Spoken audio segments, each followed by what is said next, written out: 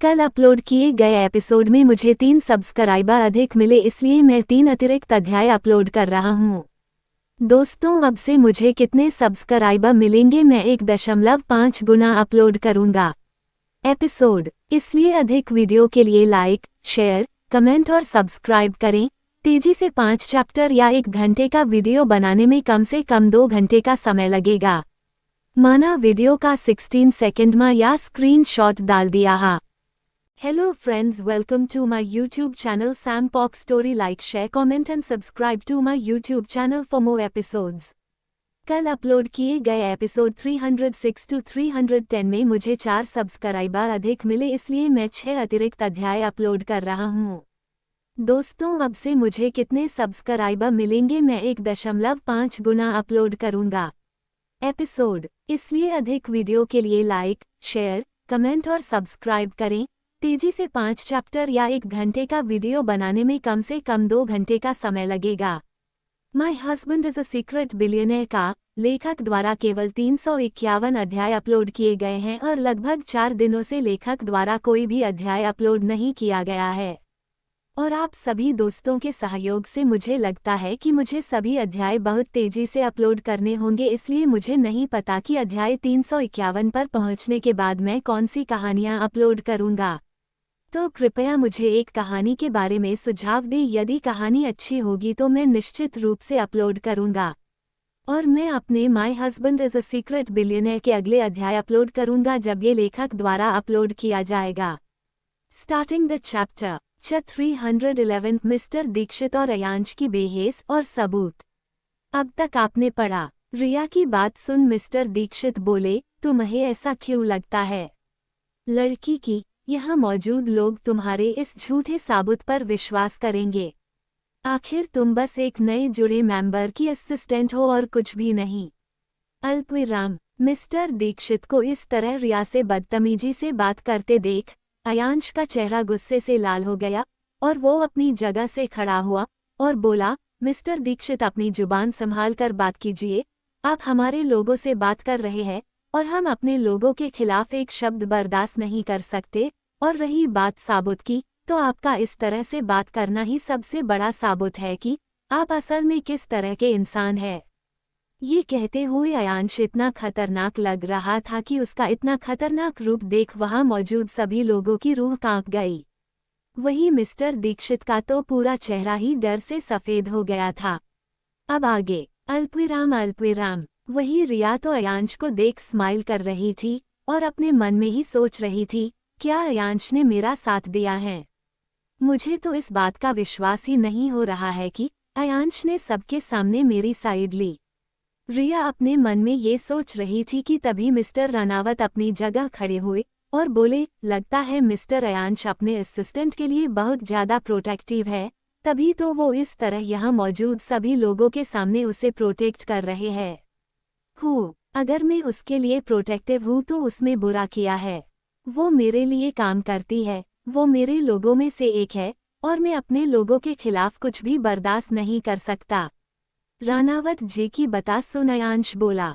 यांश की बात सुन वहाँ सबको यही लगा कि अयांश अपने एम्प्लॉयर्स के लिए प्रोटेक्टिव है, पर असल बात तो सिर्फ वही लोग समझ पा रहे थे जो अयांश और रिया के रिश्ते का सच जानते थे। वो अयांश के बातों का मतलब साफ समझ गए थे कि अयांश के कहने का मतलब ये है कि रिया अयांश की पत्नी है और अयांश अपनी बीवी के खिलाफ एक शब्द बर्दाश्त नहीं करेगा। अयांश की बात सुन रानावत जी अभी कुछ कहने ही वाले थे कि तभी एक बार फिर अयांश बोला, और मिस्टर रानावत में एक बात नहीं समझ पा रहा हूँ कि जब बात हमारी और मिस्टर दीक्षित के बीच हो रही है तो फिर आप इन सब चीज़ों में बीच में क्यों पड़ रहे हैं? कहीं ऐसा तो नहीं कि आप मिस्टर दीक्षित की साइड ले रहे हैं और कहीं ना कहीं उनकी गलत हरकतों पर आप उनका साथ दे रहे हैं? अयांश का सवाल सुन रानावत जी हड़बड़ा गए और जल्दी से बोले, नहीं ऐसा नहीं है, पर मुझे लगता है कि मिस्टर दीक्षित ने अभी जो कहा वो गुस्से में कहा है, उनका ऐसा कुछ कहने का इरादा नहीं होगा। कुछ भी? अच्छा, तो फिर वो गुस्से में बिना सोचे समझे किसी के भी लोगों को कुछ भी कह देते हैं। मैं तो ये जानता ही नहीं था कि मिस्टर दीक्षित गुस्से में अपनी सूझबूझ तक खो देते हैं। इनका गुस्सा इतना खतरनाक है। तब तो ये जब भी गुस्से में आते होंगे तो ना जाने कितने ही लोगों को तकलीफ पहुंचा देते होंगे। और जहां तक मुझे पता है कि एक नेता को तो हमेशा पेशेंस से काम लेना होता है, पर मुझे ऐसा लगता है कि मिस्टर दीक्षित के अंदर तो पेशेंस नाम की कोई चीज ही नहीं है। और जिस तरह आप इनकी तरफदारी कर रहे हैं और इस तरह बिना सोचे समझे कुछ भी बोल रहे हैं, उससे तरो यही लगता है कि आपके अंदर भी पेशेंस नाम की चीज नहीं है। रानावत की बात पर अयांश बोला। अयांश की बातें सुन मिस्टर रानावत और मिस्टर दीक्षित की तो हालत ही खराब हो गई थी। वही आद्या जी और अनन्या जी ने जब उन लोगों को अयांश से इस तरह बेहेस करते देखा तो उनका चेहरा गुस्से से लाल होने लगा। आद्या जी तो मिस्टर रानावत और मिस्टर दीक्षित से इतनी बुरी तरीके से चिढ़ गई थी कि उनका तो मन कर रहा था कि वो अभी के अभी उन्हें यहाँ से धक्के मारकर बाहर निकाल दे, पर वो ये अच्छे से जानती थी कि वो चाहकर भी ऐसा नहीं कर सकती। लेकिन मन ही मन में उन्होंने ये सोच लिया था कि वो उन्हें इतनी आसानी से बचकर जाने नहीं देगी, वो उन्हें ऐसी सजा देगी कि वो उसे जिंदगी भर नहीं भूल पाएंगे।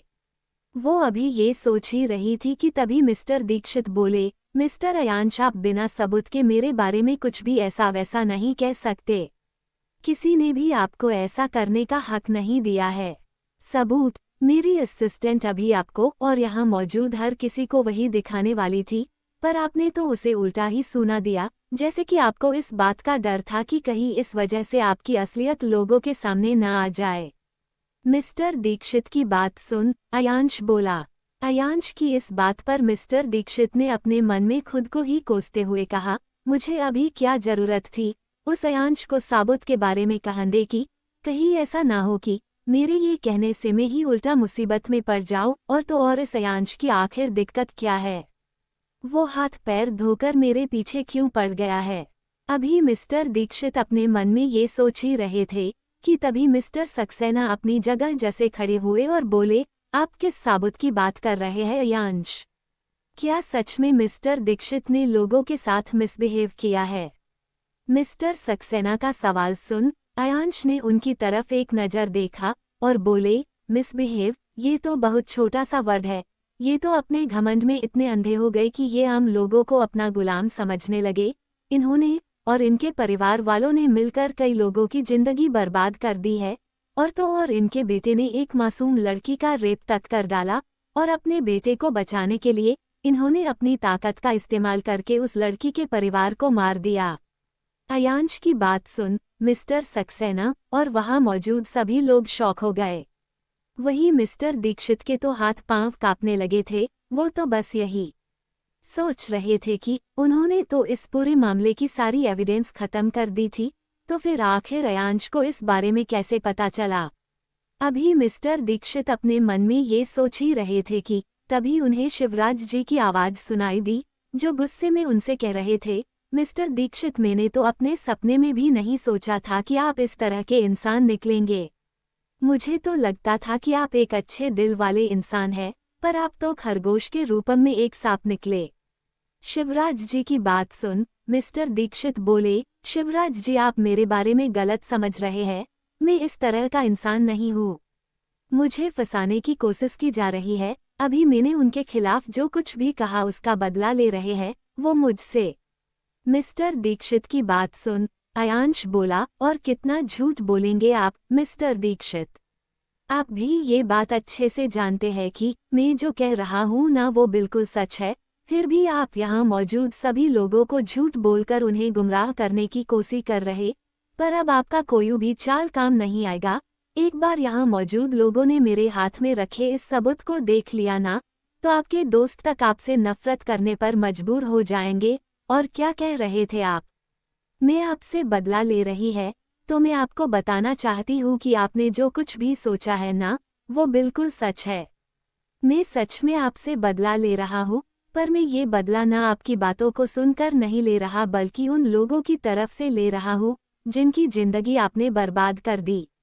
तो मेरे प्यारे रीडर्स, आपको क्या लगता है किन सबूतों की बात कर रहा था अयांश? क्या वो जो कह रहा था वो सच था? अगर हाँ तो क्या सजा मिलेगी उन्हें? जानने के लिए पढ़ते रहिए मेरी कहानी my husband is a secret billionaire only on pocket novel. छत 312 रिया ने चलाई गोली। अब तक आपने पढ़ा। शिवराज जी की बात सुन मिस्टर दीक्षित बोले, शिवराज जी आप मेरे बारे में गलत समझ रहे हैं, मैं इस तरह का इंसान नहीं हूँ। मुझे फंसाने की कोशिश की जा रही है। अभी मैंने उनके खिलाफ जो कुछ भी कहा उसका बदला ले रहे हैं वो मुझसे। मिस्टर दीक्षित की बात सुन अयांश बोला, और कितना झूठ बोलेंगे आप मिस्टर दीक्षित। आप भी ये बात अच्छे से जानते हैं कि मैं जो कह रहा हूँ ना वो बिल्कुल सच है, फिर भी आप यहाँ मौजूद सभी लोगों को झूठ बोलकर उन्हें गुमराह करने की कोशिश कर रहे। पर अब आपका कोई भी चाल काम नहीं आएगा। एक बार यहाँ मौजूद लोगों ने मेरे हाथ में रखे इस सबूत को देख लिया ना, तो आपके दोस्त तक आपसे नफरत करने पर मजबूर हो जाएंगे। और क्या कह रहे थे आप? मैं आपसे बदला ले रही हूँ, तो मैं आपको बताना चाहती हूँ कि आपने जो कुछ भी सोचा है ना, वो बिल्कुल सच है। मैं सच में आपसे बदला ले रहा हूँ, पर मैं ये बदला ना आपकी बातों को सुनकर नहीं ले रहा हूँ, बल्कि उन लोगों की तरफ से ले रहा हूँ जिनकी जिंदगी आपने बर्बाद कर दी। अब आगे अयांश की बात सुन मिस्टर दीक्षित को इतना गुस्सा आया कि उन्होंने अपनी पिस्टल निकाल दी और अयांश की तरफ पॉइंट कर दिया। मिस्टर दीक्षित के ऐसा करते ही वहां मौजूद सभी लोग शॉक हो गए। वही रिया ने जब ये देखा तो उसकी तो जान ही हलक में आ गई और साथ ही उसकी आंखें लाल हो गई। उसने जल्दी से अपना पिस्टल निकाला और बिना कुछ सोचे समझे मिस्टर दीक्षित के हाथों में बंदूक चला दी। रिया के ऐसा करते ही जो लोग अभी शौक से बाहर भी नहीं आए थे वो तो सदमे में चले गए। मिस्टर दीक्षित के मुंह से आह निकल गई और उनके हाथ से पिस्टल छूट कर गिर गया। वो अपने हाथ को पके दर्द से छटपटा रहे थे। वही रिया तो गुस्से में मानो पागल सी हो गई थी। वो एक बार फिर से पिस्टल चलाने वाली थी कि तभी अयांश ने उसे पकड़ लिया और उसके हाथ से पिस्टल छीनते हुए बोला, क्या कर रही हो तुम? पागल हो गई हो क्या? अयांश की बात सुन रिया बोली, हाँ हो गई हूँ मैं पागल, आखिर इनकी हिम्मत कैसे हुई ऐसा करने की? रिया की बात पर अयांश बोला, रिया जस्ट स्टॉप इट। अयांश की बात पर रिया कुछ कहने ही वाली थी कि तभी उसकी बात को बीच में काटते हुए अयांश बोला, Riya I said just shut up. Ayansh की बात सुन रिया ने अपनी नजरें फेर ली और अयांश ने सामने खड़े मिस्टर दीक्षित की तरफ देखा जिन्हें वहां मौजूद डॉक्टर्स चेक कर रहे थे। ये देख अयांश ने अपना माथा पकड़ लिया। तभी कार्तिक ने उसके कंधे पर अपना हाथ रखा और बोला, अयांश तुम्हें भाभी को इस तरह नहीं कहना चाहिए, और वैसे भी गलती मिस्टर दीक्षित की थी ना कि भाभी की। वो तो तुम्हें ही प्रोटेक्ट कर रही थी। उद्धरण चिन्ह। कार्तिक की बात सुन अयांश ने उसकी तरफ घूर कर देखा और बोला, तुम्हें सच में ऐसा लगता है कि इन सब चीजों में उसकी गलती नहीं है? कार्तिक तुम जानते हो मिस्टर दीक्षित ने जो किया था उसके दम पर मैं उन्हें इस पार्टी से बाहर निकाल सकता था, पर अभी रिया ने जो किया है उसके बाद ना सिर्फ उसने मिस्टर दीक्षित को अपना दुश्मन बना लिया है, बल्कि उसने मुझे इतना मजबूर कर दिया है कि अब मैं चाहकर भी उनके खिलाफ कोई एक्शन नहीं ले सकता। इसी के साथ मुझे तो डर है कि कहीं इसका फायदा उठाकर मिस्टर दीक्षित सबकी सिंपैथी ना हासिल कर ले और सबको मेरे खिलाफ भड़काने की कोशिश ना करे। यांश की बात सुन कार्तिक बोला, देख तू ज्यादा सोच रहा है। यहाँ सबने देखा है कि किस तरह दीक्षित ने सांसें पहले तुझ पर पिस्टल तानी थी और वो तुझे शूट करने वाला था। वो तो वक्त रहते ही भाभी ने उल्टा उस पर ही पिस्टल चला दी, वरना अगर उसने तुझे सच में शूट कर दिया होता तब क्या कर लेता तू बता?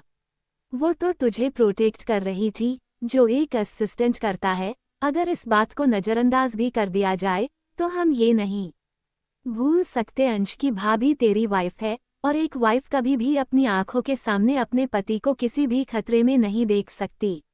अंश एक बार तुम भाभी की जगह खुद को रख कर देखो, क्या तुम ये बर्दाश्त कर पाओगे कि कोई भी तेरे सामने ही भाभी को जान से मारने की कोशिश करे? कार्तिक ने अभी इतना कहा ही था कि अयांश ने उसे अपनी लाल आंखों से घूरते हुए कहा, आज बोल दिया, लेकिन अगर आइंदा तूने ऐसा कुछ कहा ना तो मैं ये भूल जाऊंगा कि तू मेरा दोस्त है। उद्धरण चिन्ह। तू ये बात बर्दाश्त नहीं कर पा रहा है, लेकिन भाभी की आंखों के सामने ही उस दीक्षित ने तुझ पर पिस्टल तानी हुई थी, तो वो इस बात को कैसे बर्दाश्त कर लेती? अयांश की बात पर कार्तिक ने कहा, कार्तिक की बात सुन अयांश एकदम से चुप हो गया।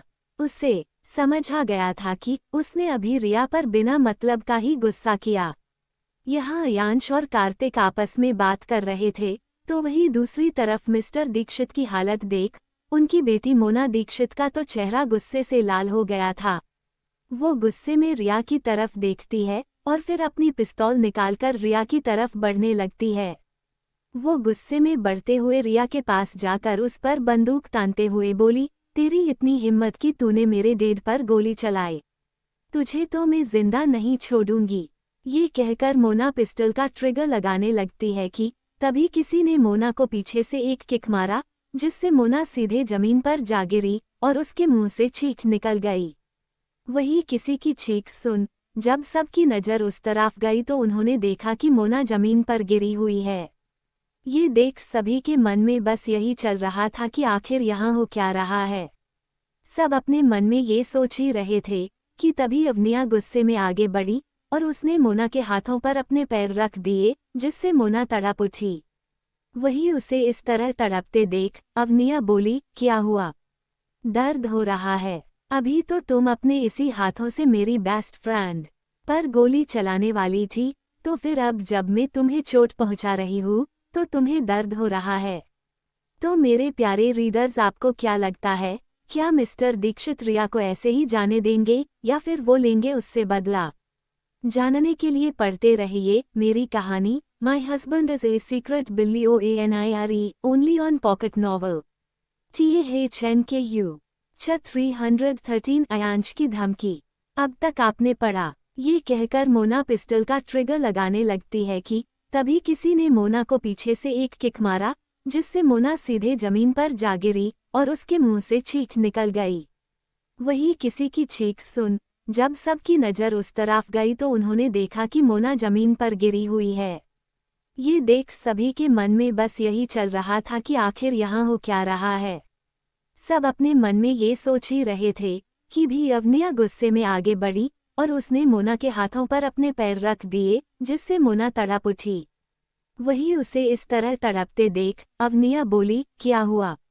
दर्द हो रहा है? अभी तो तुम अपने इसी हाथों से मेरी बेस्ट फ्रेंड पर गोली चलाने वाली थी, तो फिर अब जब मैं तुम्हें चोट पहुंचा रही हूँ तो तुम्हें दर्द हो रहा है। अब आगे। अवनिया की बात सुन वहां मौजूद सभी लोग शॉक हो गए। सबके दिमाग में बस यही चल रहा था कि क्या सच में मिस अवनिया मिस्टर अयांश की पाकी बेस्ट फ्रेंड है? पर ऐसा कैसे हो सकता है? मिस अवनिया तो देसाई ग्रुप्स की इकलौती वारिस है, और अगर इस बात को नज़रअंदाज भी कर दिया जाए तो भी हम इस बात को नज़रअंदाज नहीं कर सकते कि वो मिलिट्री में कैप्टन है, जिसका रेपुटेशन मिलिट्री में बहुत अच्छा है। तो आखिर अवनिया रिया को कैसे जानती है? अभी सभी अपने मन में ये सोच ही रहे थे कि तभी अयांश और कार्तिक वहां आए और अयांश बोला, यहाँ क्या हो रहा है? अयांश का सवाल सुन अवनिया ने मोना को छोड़ दिया और अयांश के पास आकर बोली, अंश भाई, इस मोना दीक्षित ने अभी रिया भाभी पर पिस्टल तानी और उन्हें जान से मारने की कोशिश की है। इन दीक्षित की हिम्मत बहुत बढ़ चुकी है। उस वक्त मिस्टर दीक्षित ने आपको गोली मारने की कोशिश की है और अभी इस वक्त उसकी बिगड़ैल बेटी रिया भाभी को मारने की कोशिश कर रही है।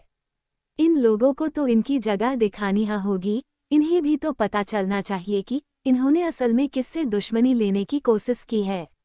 अवनिया की बात सुन वहां मौजूद सभी लोग एक बार फिर शॉक हो गए और अपने मन में ही सोचने लगे, कैप्टन अवनिया ने मिस्टर अयांश को अभी क्या कहा, और तो और वो उनकी असिस्टेंट को भाभी क्यों कह रही है।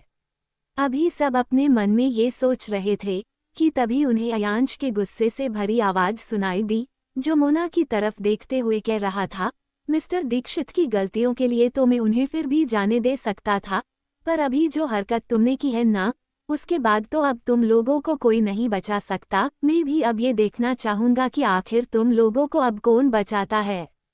अगर मैंने तुम लोगों को बर्बाद नहीं कर दिया ना, तो मैं भी अयांश सिंह राठौर नहीं। इतना कहकर अयांश ने रिया का हाथ पकड़ा और वहां से जाने लगा। वही उसे इस तरह जाते देख शिवराज जी बोले, अयांश कहाँ जा रहे हैं आप? अभी तक मीटिंग कंप्लीट नहीं हुई।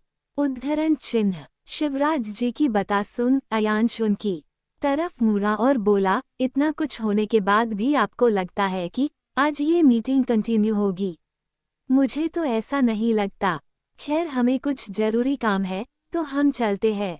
ये कहकर अयांश बिना रुके वहां से रिया और अपने बॉडीगार्ड्स के साथ वहां से निकल गया। अयांश के जाने के बाद कार्तिक भी शिवराज जी के पास आकर बोला, अंकल अब हमें भी निकलना चाहिए। इतना कहकर कार्तिक ने झुककर शिवराज जी के पांव छू लिए और वहां से जाने लगा। कार्तिक को जाते देख आरव जल्दी से आया और कार्तिक को रोकते हुए बोला, कार्तिक रुको, मैं भी चल रहा हूँ। लेकिन कार्तिक ने उसकी एक नहीं सुनी और वो वहां से बाहर निकल गया। वही उसे इतनी अकड़ में जाते देख आरव उसके पीछे पीछे जल्दी जाने लगा। कार्तिक के पीछे जाते हुए अपने मन में ही बोला, अयांश तो अयांश, कार्तिक भी मुझे अकड़ दिखा रहा है। पता नहीं किस घड़ी में मैंने इन लोगों से दोस्ती की थी। ऐसे दोस्त से अच्छे तो दुश्मन है, कम से कम वो मुझे भाव तो देते हैं। वहीं हॉल में मौजूद सभी लोग बस अयांश, कार्तिक और आरव को जाते देख रहे थे और साथ ही वो ये देखकर भी हैरान थे कि अयांश ने किस तरह से अभी मंत्री जी से बात की थी, पर फिर भी मंत्री जी ने उससे एक शब्द नहीं कहा था। किसी को भी समझ नहीं आ रहा था कि आखिर अयांश सिंह राठौर कौन है। वो उन लोगों के लिए एक पहेली सा बन चुका था। उनमें से कई लोगों को तो ऐसा लगा था जैसे अयांश एक मामूली सा बिजनेसमैन या सोल्जर है, पर अभी अयांश की बात सुन और उसे सपोर्ट करते हुए लोगों को देख उन्हें अपनी इस सोच पर शक होने लगा था। साथ ही उनके मन में अयांश को लेकर कई सवाल जाग चुके थे।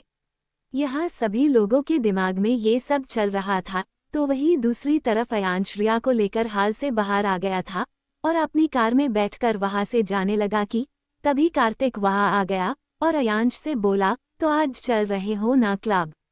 कार्तिक का सवाल सुन अयांश बोला, नहीं आज नहीं, आज मेरा मूड बहुत खराब हो गया है, हम फिर कभी चलेंगे। अयांश की बात पर कार्तिक अभी कुछ कहने ही वाला था कि तभी उन्हें आरव की आवाज सुनाई दी जो कह रहा था, अब तुम अपनी बात से पीछे नहीं हट सकते अंश, तुमने मुझे प्रॉमिस किया है।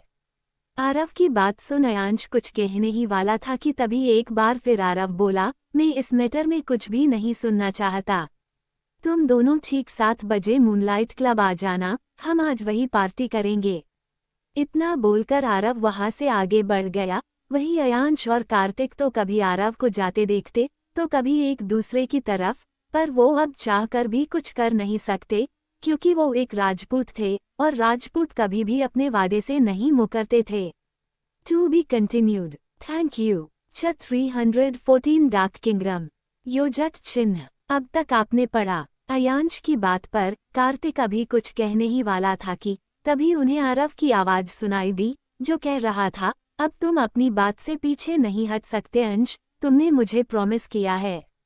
आरव की बात सुन अयांश कुछ कहने ही वाला था कि तभी एक बार फिर आरव बोला, मैं इस मैटर में कुछ भी नहीं सुनना चाहता। तुम दोनों ठीक 7 बजे मूनलाइट क्लब आ जाना, हम आज वही पार्टी करेंगे। उद्धरण चिन्ह। इतना बोलकर आरव वहां से आगे बढ़ गया। वही अयांश और कार्तिक तो कभी आरव को जाते देखते तो कभी एक दूसरे की तरफ, पर वो अब चाहकर भी कुछ कर नहीं सकते क्योंकि वो एक राजपूत थे और राजपूत कभी भी अपने वादे से नहीं मुकरते थे। अब आगे अयांश अपने मन में ये सोच ही रहे थे कि तभी उसे कार्तिक की आवाज सुनाई दी जो कह रहा था, अंश अब मैं भी निकलता हूँ, शाम को मिलते हैं। उद्धरण चिन्ह। इतना कहकर कार्तिक वहां से चला गया। कार्तिक के जाने के बाद अयांश भी अपनी कार में बैठकर निकल गया।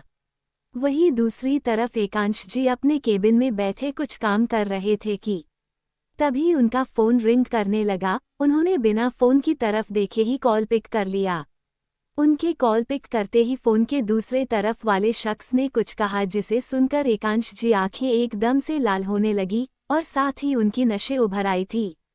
वो इस वक्त दिखने में इतने खतरनाक लग रहे थे कि अगर किसी ने उन्हें देख लिया होता तो वो डर से वही बेहोश हो जाता। फोन के दूसरे तरफ वाले शख्स की पूरी बात सुन एकांश जी ने गुस्से में अपना फोन वही दीवार पर दे मारा और अपने मन में ही बोले, दीक्षित दीक्षित दीक्षित, ये तुमने सही नहीं किया।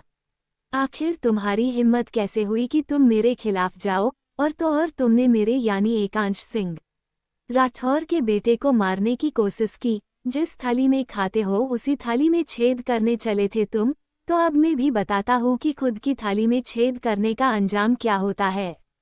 उद्धरण चिन्ह। एकांश जी अपने मन में ये सोच रहे थे, तभी उनका असिस्टेंट वहां आया और उसने जब एकांश जी का ऐसे गुस्से से भरा चेहरा देखा तो वो थर थर कांपने लगा।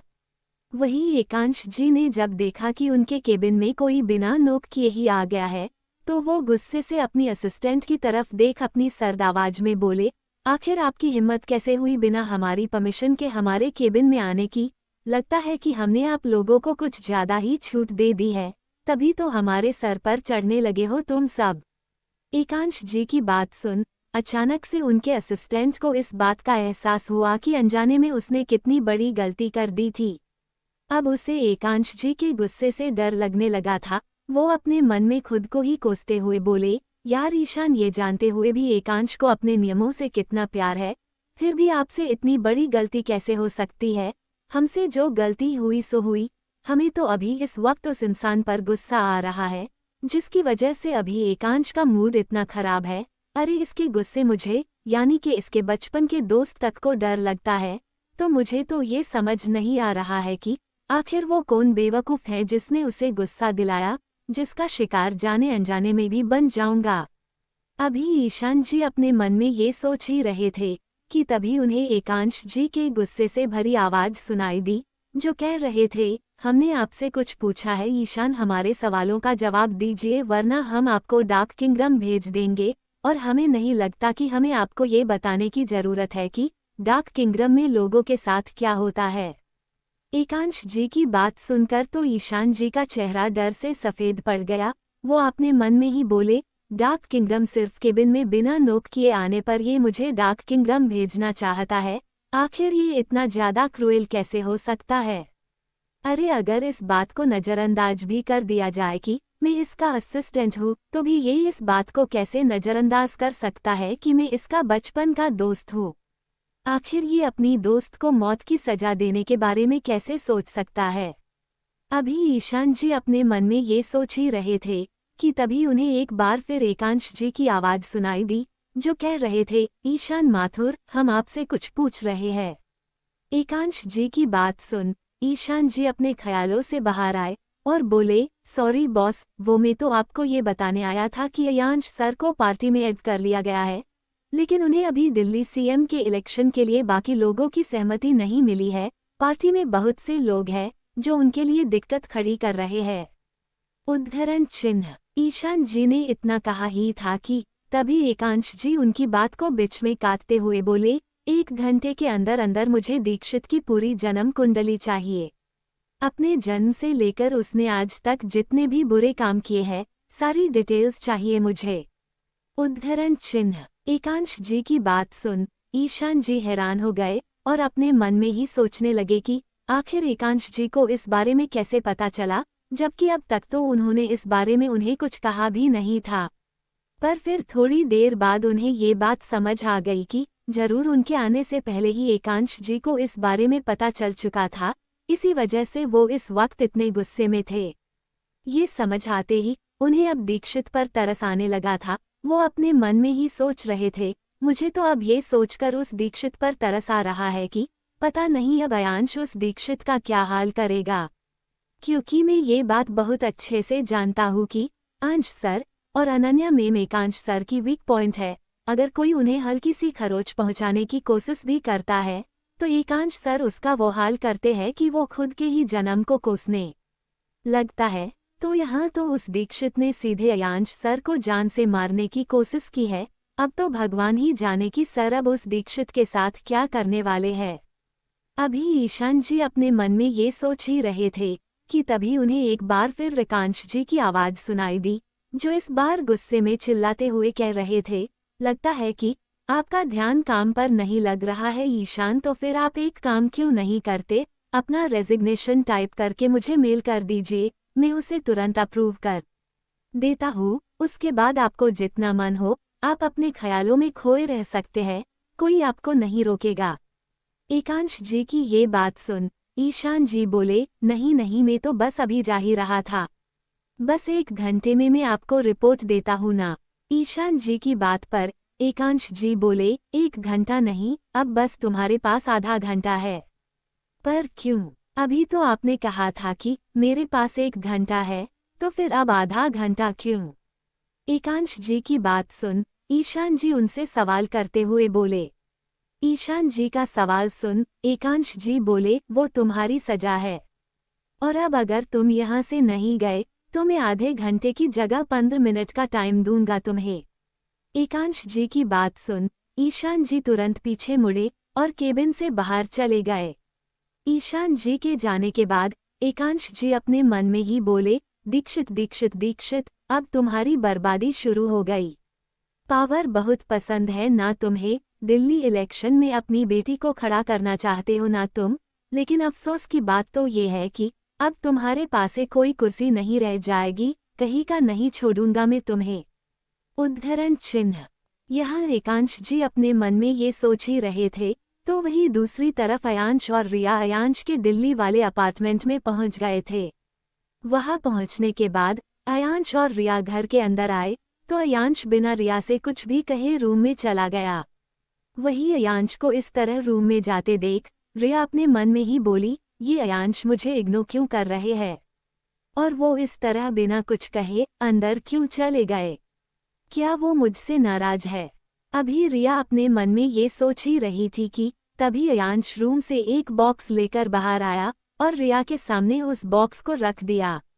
तो मेरे प्यारे रीडर्स, आपको क्या लगता है, क्या है उस बॉक्स में? और क्या अयांश सच में रिया से नाराज है? और क्यों ईशान जी डार्क किंगडम का नाम सुनकर डर गए?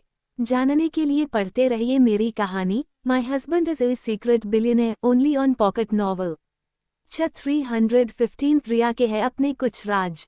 अब तक आपने पढ़ा। यहाँ एकांश जी अपने मन में ये सोच ही रहे थे, तो वही दूसरी तरफ अयांश और रिया अयांश के दिल्ली वाले अपार्टमेंट में पहुंच गए थे। वहां पहुंचने के बाद अयांश और रिया घर के अंदर आए, तो अयांश बिना रिया से कुछ भी कहे रूम में चला गया। वही अयांश को इस तरह रूम में जाते देख रिया अपने मन में ही बोली, ये अयांश मुझे इग्नोर क्यों कर रहे हैं? और वो इस तरह बिना कुछ कहे अंदर क्यों चले गए? क्या वो मुझसे नाराज है? अभी रिया अपने मन में ये सोच ही रही थी कि तभी अयांश रूम से एक बॉक्स लेकर बाहर आया और रिया के सामने उस बॉक्स को रख दिया। अब आगे उस बॉक्स को देख रिया ने अयांश की तरफ देखा और अपने मन में ही सोचने लगी, first aid box, Ayansh first aid box लेकर क्यों आए? अभी रिया अपने मन में ये सोच ही रही थी कि तभी अयांश अपने घुटनों के बल बैठ गया और उसके हाथ को अपने हाथ में लेते हुए बोला, तुम्हारे हाथों में चोट आई है। अयांश की बात पर रिया ने एक नज़र अपने हाथों की तरफ देखा, तो सच में उसके हाथों में चोट आई थी। उस चोट को देख अयांश बोला, रिया मैं जानता हूँ कि तुम्हें उस वक्त गुस्सा आ रहा था, लेकिन मेरे हिसाब से तुम्हें खुद के गुस्से को कंट्रोल करना चाहिए था।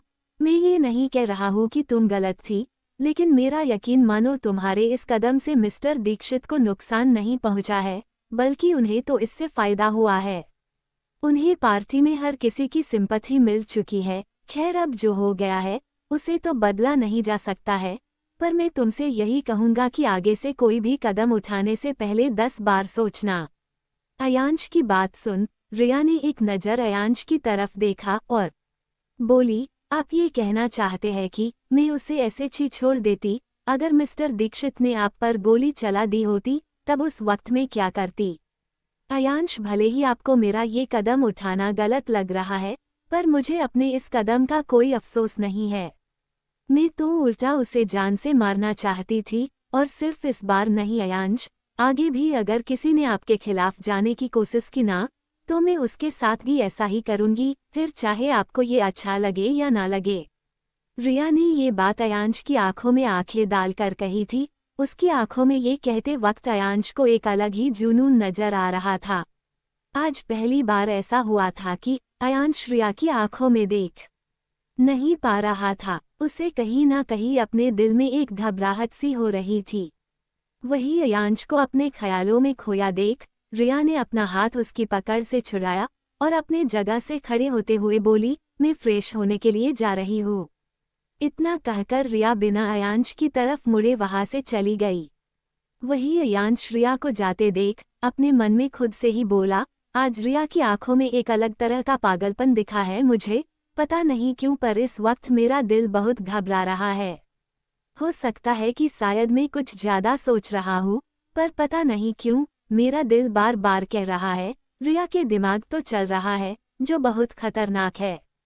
उद्धरण चिन्ह में कुछ पर फिर खुद के ख्यालों को झटकते हुए अयांश बोला, नहीं नहीं, रिया तो बहुत सिंपल सी लड़की है, भला उसके दिमाग में क्या ही चल सकता है, शायद मैं ही कुछ ज्यादा सोच रहा हूँ, हाँ यही बात होगी।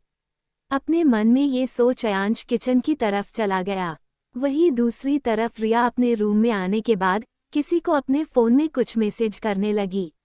थोड़ी देर बाद अपने फ़ोन में मैसेज करने के बाद रिया अपने मन में खुद से ही बोली, दीक्षित दीक्षित दीक्षित, बहुत बड़ी गलती कर दी तुमने, जो तुमने मेरे अयांश को मारने की कोशिश की। आज ना चाहते हुए भी मुझे अपना असली रूप सामने लाना होगा। अब जब तुमने मुझे मेरा असली रूप सामने लाने के लिए मजबूर कर ही दिया है, तो अपने अच्छे दिन की उल्टी गिनती शुरू कर दो। तुम मेरा शांत रहना किसी को बर्दाश्त नहीं हो रहा था, तो अब तुम मेरे पागलपन की हद को देखोगे, क्योंकि अयांश सिर्फ मेरे लिए मेरा प्यार नहीं, बल्कि वो मेरा पागलपन, मेरी जिद, मेरी जुनूनियत, मेरी दीवानगी है। और अगर कोई उन्हें नुकसान पहुंचाने के बारे में सोचता भी है ना, तो मेरे अंदर का जानवर जाग उठता है। उद्धरण चिन्ह। अपने मन में ये सोचते हुए रिया के चेहरे पर एक डेविल स्माइल आ गई थी, पर तभी उसकी नज़र अयांश के फोटो पर गई, जो वही दीवार पर टंगी हुई थी।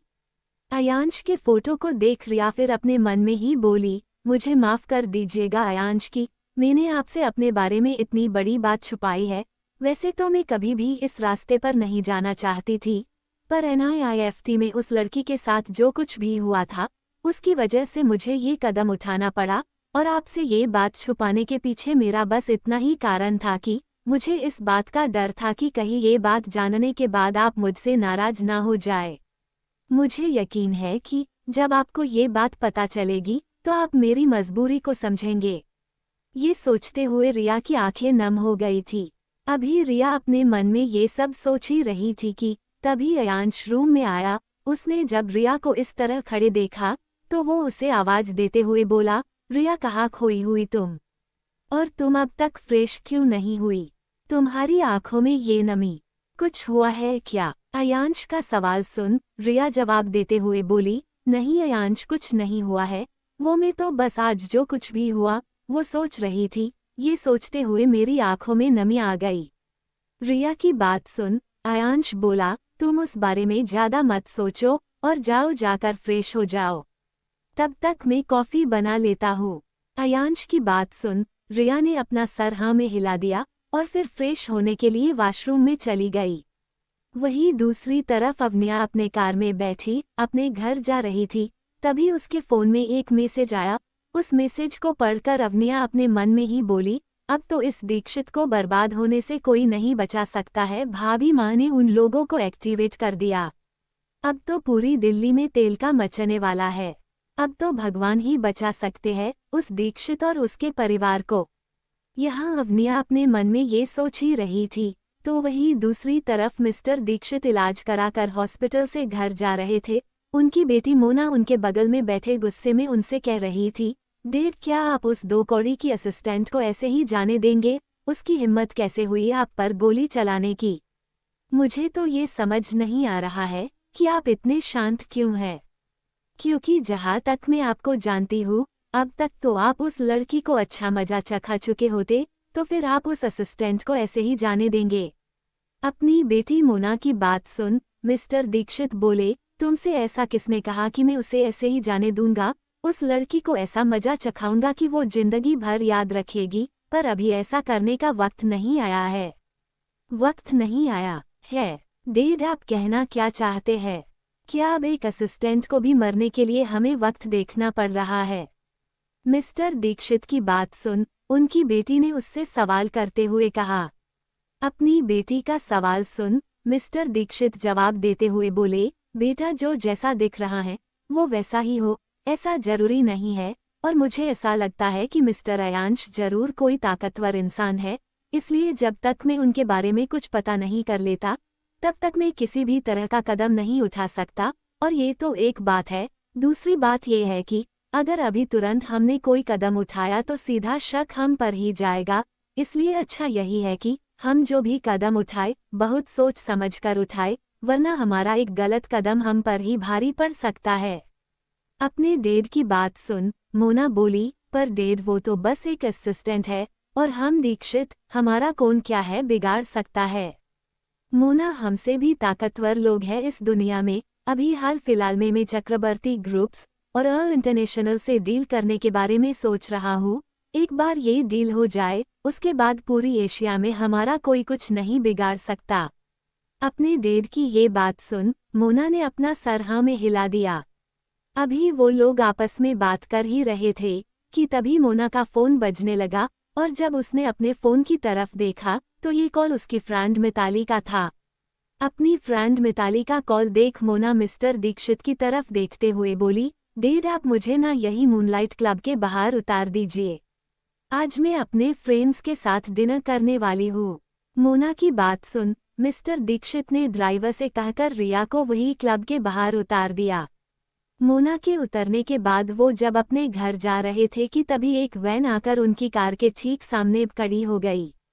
वैन के ऐसे बीच में आने से मिस्टर दीक्षित की कार ड्राइव कर रहे ड्राइवर को अचानक से कार को मुड़ना पड़ा, जिससे कार जाकर सीधे वही साइड में मौजूद पेड़ से जा टकराए। तो मेरे प्यारे रीडर्स, आपको क्या लगता है किस राज की बात कर रही थी रिया?